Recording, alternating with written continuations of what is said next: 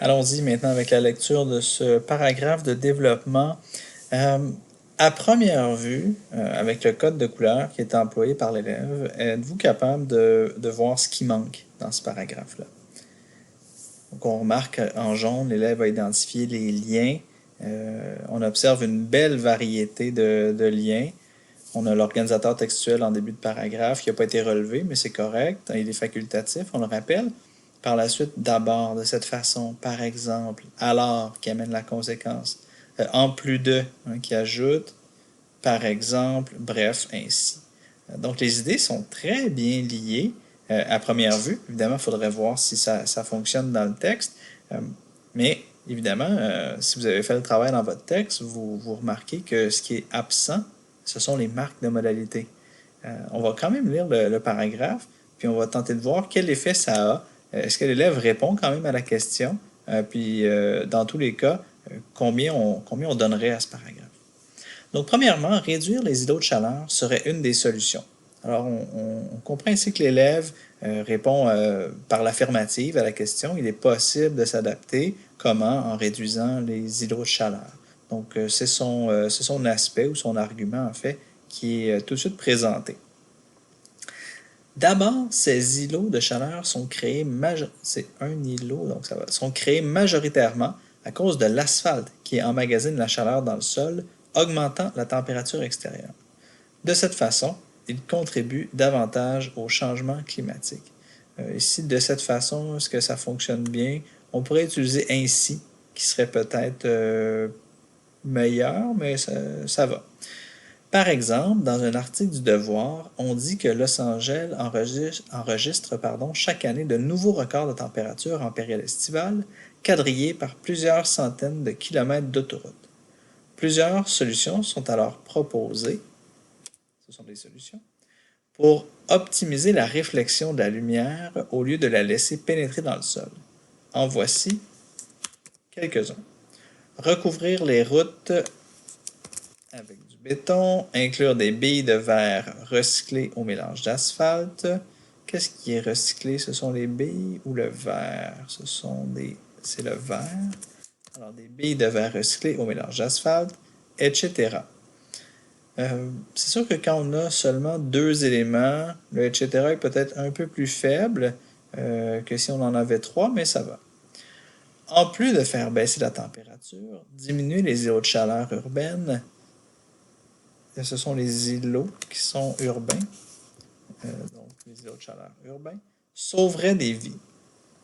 Par exemple, au Québec, encore beaucoup de ces îlots, pluriels, sont présents, et les gens qui y travaillent ou y vivent sans lieu climatisé sont nombreux.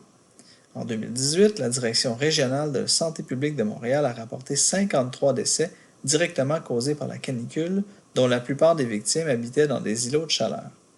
Bref, réduire la superficie d'îlots de chaleur durant les périodes de canicule permet de faire baisser la température extérieure et éviter les décès, ainsi s'adapter peu à peu aux bouleversements climatiques. Il manque peut-être un mot ici là, pour bien lié à la fin. Hein. Réduire la superficie permet de faire baisser la température extérieure et éviter les décès. Bon, sans peut-être répéter permettre, là, mais il me semble que permettant ainsi de s'adapter peu à peu au bouleversement climatique. Bon, il faudrait voir là, comment on peut éviter la répétition, là, mais sans s'y attarder. Ici, ça nous permettrait de mieux lier. Donc, clairement, l'élève répond à la question en développant l'idée, l'aspect des îlots de chaleur, comment on peut les contrer et pourquoi les contrer aurait des répercussions positives. Par contre, on ne sent pas la présence de l'élève dans ce paragraphe. Et c'est un grand problème parce que dans une lettre ouverte où on doit faire valoir sa position, on doit être présent dans ce texte-là. Ce paragraphe-là s'apparente beaucoup plus à ce à quoi on s'attend dans un feature article, par exemple, où là, on doit exposer une problématique. Ici, c'est vraiment pas ça la tâche dans la lettre ouverte.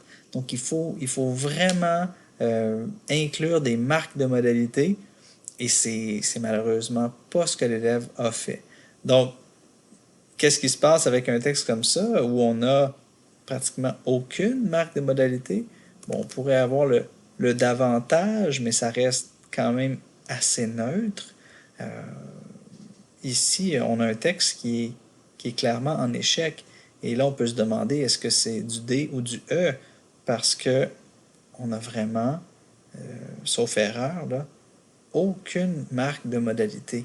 Alors, il faut vraiment éviter de concevoir un paragraphe de cette façon-là.